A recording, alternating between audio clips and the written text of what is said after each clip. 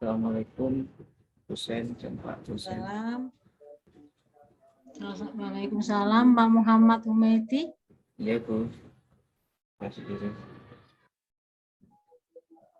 Halo, Iya, Bu. dengar suara saya? Dengar, Bu. Iya. Oke, sudah siap. Kalau sudah siap, Pak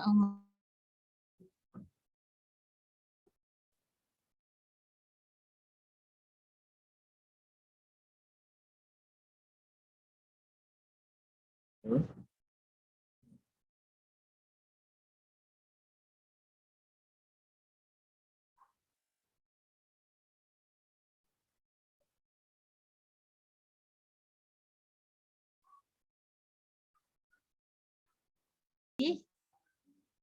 Iya, Bu. Maaf tadi ada ini hujan di sini, Bu. Maaf. Hujan, di Iya, mana Bu. itu? Ini Jenengan tinggal di mana? di Demak, Bu. Oh, Demak. Oke. Coba jelaskan, Pak. RPP jenengan kemarin basis K13 atau KTSP? RPP yang kami buat ini sudah K13, Bu. Nah, nggih. Apa cirinya, Pak? Ciri-cirinya apa, Pak? Yang pertama mungkin dalam aspek eh, kemampuan yang dinilai. Ini kalau ke KTSP itu hanya lingkupnya pengetahuan dan sikap. Kalau untuk K13 ini sudah mencakup 3 aspek, yakni sikap, pengetahuan, dan juga keterampilan. Oh, berarti KTSP dulu tidak ada aspek keterampilan, ngoten, Pak? Begitu. Ada tapi lebih difokuskan pada Dua ya aspek. dua Tapi iya tetap ada toh, tetap ada. aja. Oke, nggih. Terus lagi, Pak, cirinya, Pak? Selain itu, kalau di kurikulum 13 ini lebih menonjolkan untuk keaktifan peserta didik dalam pembelajaran itu, Bu. Mungkin itu yang dapat kami pahami antara perbedaan KTSP dengan K13. Oke, nggih. Terus dalam format KTSP kan ada beberapa istilah, nggih. Ada KI, ada KD, ada indikator, ada ini KBM, ada penilaian. Nggih, oke. Dari format-format tadi coba Pak Humaidi jelaskan masing-masing, terus kaitannya dengan contohnya apa? Coba diberikan. Terima kasih, Bu. Untuk kompetensi inti atau KI itu kami ambil dari Permendikbud nomor 21 tahun 2016. KI itu sendiri mempunyai ada 4. Yang pertama KI 1 ini penilaian sikap spiritual, KI 2 ini sikap sosial, yang ketiga KI 3 itu aspek kognitif, dan yang KI 4 ini keterampilan. Selanjutnya dari KI tersebut turunkan KD. Nah, KD ini diambil juga dari Permendikbud nomor 37 tahun 2018. Nah, KD ini juga ada 4 melingkup yang pertama itu aspek sikap tadi, spiritual dan sosial, kemudian kognitif dan keterampilan. Selanjutnya dari KD tersebut kembangkan menjadi indikator atau biasa disebut IPK, indikator pencapaian kompetensi. Nah, dalam kaitannya K13 ini basisnya kan HOT. Jadi perlu diketahui KKO yang KD itu sudah hot apa belum. Ketika sudah hot, maka pengembangan indikatornya itu sudah harus hot. Nah, hot itu dimulai dari C4 menganalisis, C5 menilai atau mengevaluasi, dan yang terakhir C6 itu mencipta. Selanjutnya dari indikator itu turunkan menjadi tujuan pembelajaran. Dalam tujuan pembelajaran itu harus mengandung ABCD atau audience, behavior, condition, dan degree. Mungkin itu Bu yang Oke, oke, terima kasih. Oke, Bapak. Dari istilah KI, KD, indikator kompetensi tadi, boleh Kak Bapak? Yang saya tanyakan, indikator itu dikembangkan, dirumuskan oleh guru. Bisakah itu? indikator bisa. Nah, terus apa Pak yang bisa mengaitkan dari, kan indikator itu biasanya diambil dari buku guru. Nah, acuannya apa pengembangannya itu? Sebenarnya dari KD, dilihat dari KD. KKO yang KD. Oh, begitu. Oke. Selanjutnya yang ketiga, dari itu sama ya, sama dengan KTSP juga adalah ada KI, ada KD, ada indikator. Indikator. Sekarang yang membedakan di KBM-nya. KBM, KTSP, dan K13 itu ada bedanya nggak Pak? Ada Bu. Bedanya apa?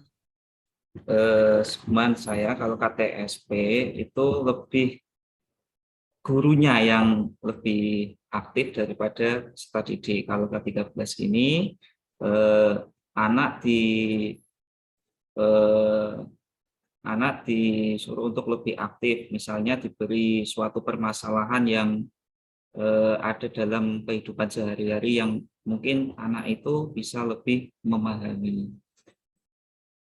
Oke.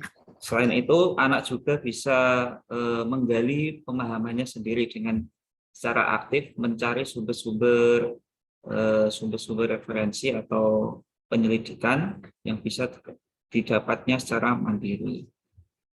Jadi di situ guru hanya istilahnya mengarahkan, tidak terlalu sebagai center learning gitu. Begitu. Atau pendekatan yang namanya teacher center ya Pak. Teacher Iya, center, teacher tapi center. bukan teacher center, tapi student center. Center. Nah, oke. Dalam KBM itu K13 kan mengenal istilah yang namanya scientific approach. Pak Umayti paham apa itu scientific approach? Scientific approach itu adalah pendekatan saintifik yang meliputi 5M. Ya. Mulai mengamati, menanya, mencari informasi, dilanjutkan mengasosiasi, dan yang terakhir mengkomunikasi. Ya, coba bisa dijelaskan dengan contoh pembelajaran kemarin? Iya, Ya. ya, bisa. Untuk mengamati dalam RPP kami, yang pertama itu kami tampilkan video. Jadi anak secara langsung bisa mengamati video itu, mengamati M yang pertama. Setelah itu, anak mulai menanyakan, kenapa terjadi hal yang demikian. Kemarin saya menampilkan kebetulan materi kami itu sholat tarawih. Di sholat tarawih itu kami tampilkan video ada anak yang sedang berbicara dengan temannya ketika jamaah sholat tarawih. Sehingga setelah menonton video tersebut muncul pertanyaan, atau kalau tidak ada pertanyaan dari siswa, bisa guru yang memberi pertanyaan. Itu M yang kedua menanya. Setelah itu kami arahkan untuk anak-anak mendiskusikan. Dalam diskusi tersebut, sebelum didiskusikan, setiap anak diarahkan untuk mencari referensi atau sumber untuk mencari informasi berkaitan dengan permasalahan tersebut. Itu M yang ketiga, mengumpulkan informasi atau mencari informasi.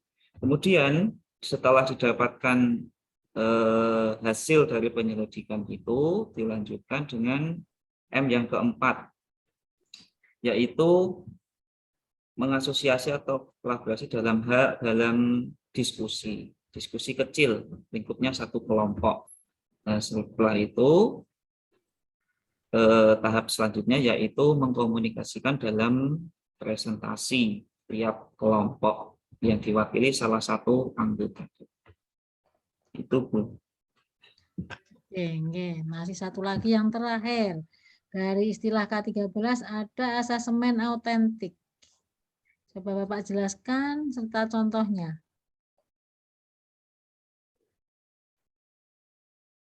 Assessment autentik.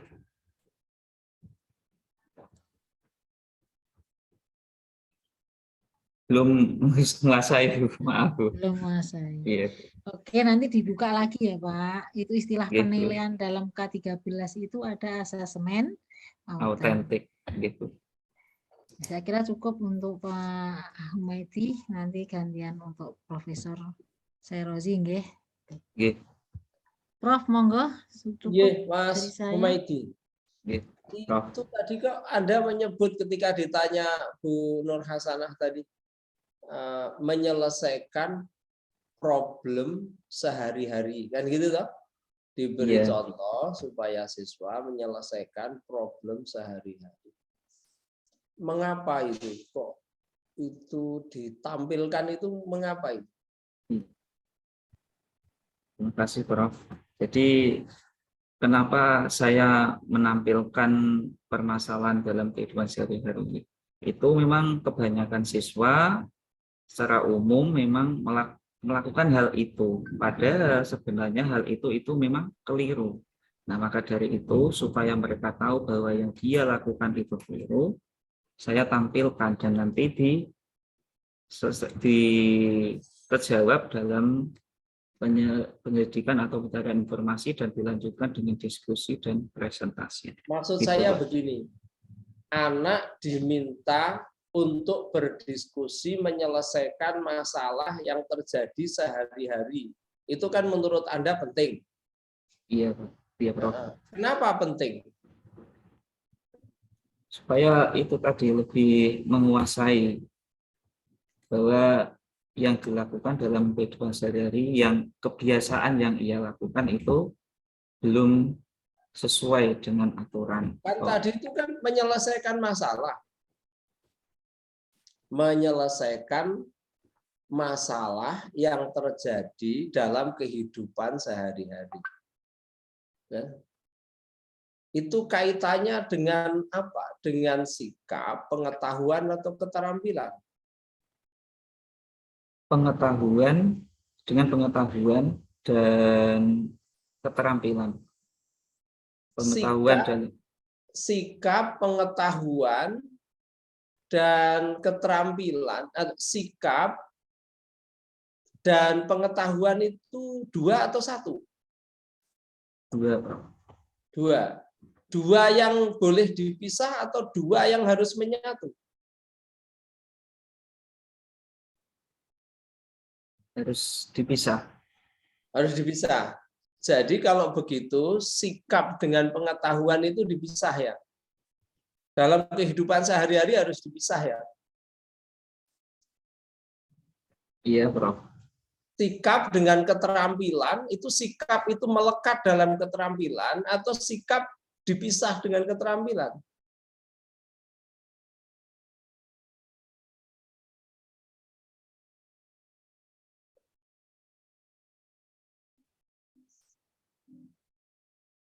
Gimana? Kalau sikap,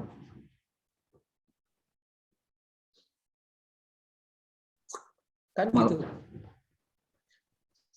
Anda pernah mendengar kata science for science?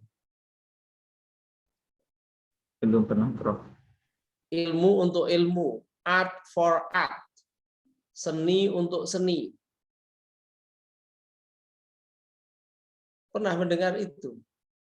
Maka kalau seni untuk seni ya sejauh dia bisa berseni dan sakar PDW, norma menjadi tidak penting. Yang penting seni.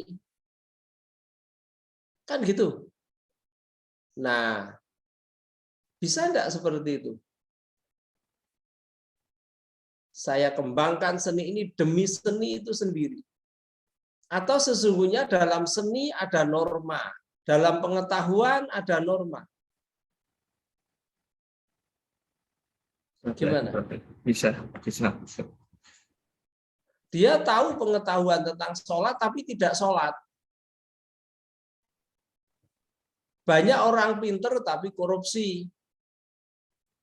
Pinter tapi ngapusi. Pinter masuk penjara. Itu problem apa? Problem pengetahuan, keterampilan, atau sikap? Sikap, bro. Ya? Sikap. Sikap. Nah, yang ingin diperbaiki kurikulum 2013 itu sesungguhnya pada aspek apa yang utama? Sikapnya. Sikapnya. Urutan dalam kompetensi itu, kalau KTSP itu urutan kompetensi itu ada seperangkat sikap, pengetahuan, dan keterampilan, atau seperangkat pengetahuan, sikap, dan keterampilan. Kalau KTSP, pengetahuan yang diutamakan, dilanjutkan dengan keterampilan. Keterampilan. Ya, kalau yang K13 itu yang diutamakan itu afektif dulu atau sikap, kemudian pengetahuan, baru keterampilan. Nah, kalau KTSP? KTSP lebih kognitifnya, ya, yang Nah, terus setelah itu keterampilan. Keterampilan atau sikap? Sikap. Sikap. Sikap. Keterampilan nomor berapa? 3. Urutannya nomor berapa? 3. 3. Di kurikulum 2013, 3 atau 1? Urutan kedua atau ketiga? Untuk aspek keterampilan. 3 sama. Yang membedakan hanya sikap. Sikap itu ditaruh di nomor 1. Jadi kurikulum 2013 itu untuk memberikan masa depan generasi Indonesia itu supaya dia itu yo bener yo pinter yo bener. Jangan bener jangan pinter nih geblinger, pinter nih ora bener gitu. Paham itu? Ya, seperti itu. Ya, mengajar. Kurikulum 2013 itu filosofinya sederhana sekali. Gimana menjadikan rakyat Indonesia itu, generasi Indonesia itu yang pinter dan bener dan pinter.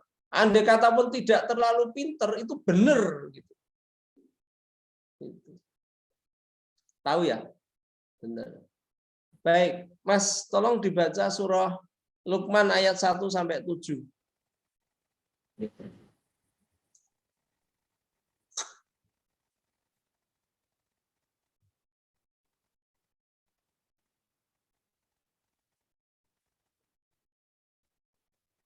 A'udzu billahi minasyaitonir rajim. Bismillahirrahmanirrahim. Alif Lam Mim. Tilka ayatul kitabil hakim. Hudaw wa rahmatan lil muhsinin. الذين يقيمون الصلاة ويؤتون الزكاة وهم بالآخرة هم يوقنون أولئك على هدى من ربهم وأولئك هم المفلحون ومن الناس من يشتري لهو الحديث ليضل عن سبيل الله بغير علم ويتخذها هزوا أولئك لهم عذاب مهين وإذا تتلى عليه آياتنا ولى مستكبرا أكن لم يسمعها كأن في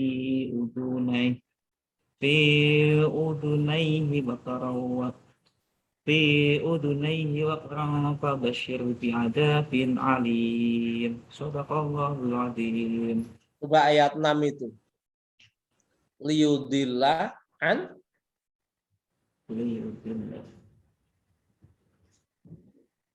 sabilillah. Nah, itu non mati ketemu sin itu bacaan apa? Eva. Eva. Kalau begitu bacanya gimana? Sabilillah. Nah, Anda tadi itu tidak ada dengungnya. Maaf. Wah. Gitu. Terus bi ghairi ilmi wa yatakhidaha huzwa. Itu tanwin ketemu dengan wawu itu bacaan apa? Idgham biguna. Idgham biguna. Bi gunnah itu artinya apa? Biguna. Memasukkan. Memasukkan itu yadkhulu. Bidakhlin, bidukhulin. Bi gunnah itu artinya apa? Sama. Sama. Lah kalau bila gunnah,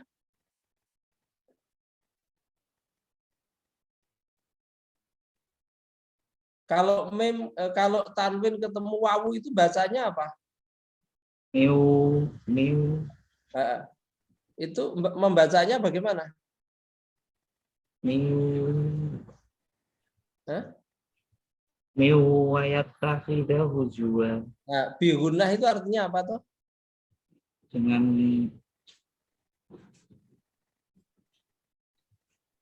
dengung. Dengung. Nah kalau bila gunnah,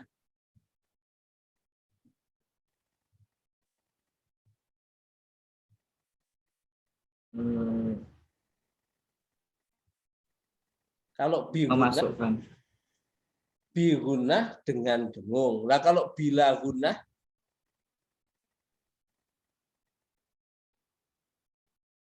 artinya apa? Bi itu artinya apa? Dengan. Dengan. La Tanpa. tanpa. Gunnah Dengung. dengung. Berarti kalau bila gunnah artinya Dengan tanpa dengung. dengan tanpa dengung. Nah kalau bi gunnah Dengan dengung. dengung. Iya. Baru kali ini tahu ya kalau bi gunnah itu artinya dengan dengung. Bila gunnah dengan tanpa dengung itu ya. Bapak.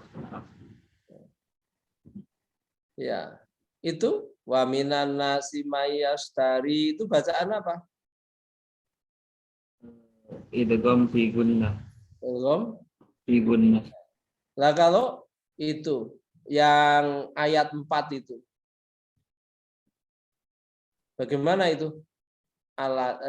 Alladzina Alladzina yuqimuna sholata wa yu'tuna zakata wa hum bil akhirati hum Kenapa itu yuqinun. yuqimunas sholata tidak yuqimunas sholatu atau sholati?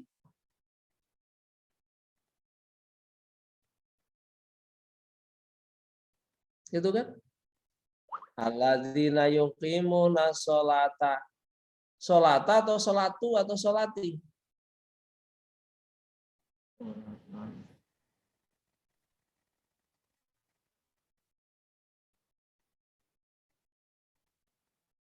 Paham? Harus batas Kata bisa Pak. baca. Nggak tahu kenapa bisa. Begitu ya. Karena Ya, itu maf'ul. maf'ul bih. Alladzina ya wong akeh yuqimunakan podo negaake sapa wong akeh as-sholata ing salat. Wa yu'tuna azakata atau azakatu. Ya, kata Kenapa? maf'ul. Maf'ul. Coba sekarang bawahnya ulaika ala hudam mir rabbihim. Kenapa mir rabbihim kok tidak mir rabbihum?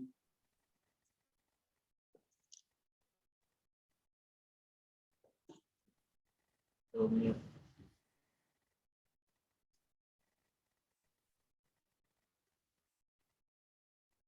Kenapa? tahu, Prof. Belum tahu.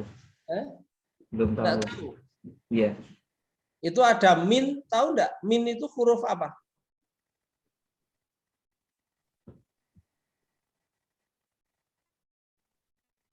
Enggak tahu. Belum tahu. Belum tahu. Kemudian ayat 2 itu wa rahmatan lil muhsinin. Lil muhsinina. Enggak tahu ya? Oke, sekarang yang terakhir. Siapa yang disebut dengan muhsinin di situ? Muhsinin artinya apa?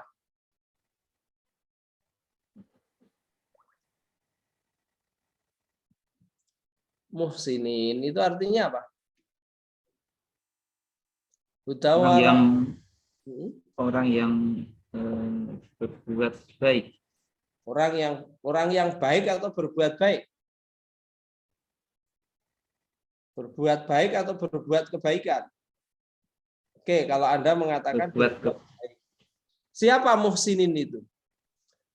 Tanda muhsinin itu apa? Tanda bahwa dia muhsinin itu dalam rangkaian ayat ini cirinya apa?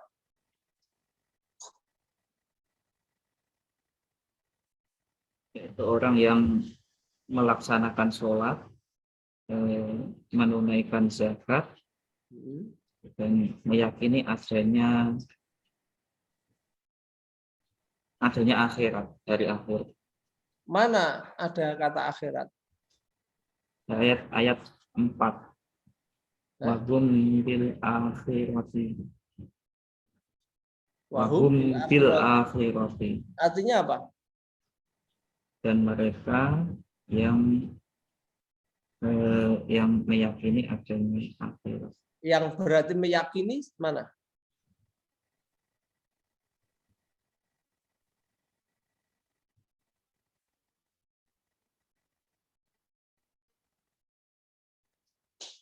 Yuqinun. Yuqinun. Oke, saya rasa cukup Bu Nur ujian ini. Terima kasih Prof. Ya,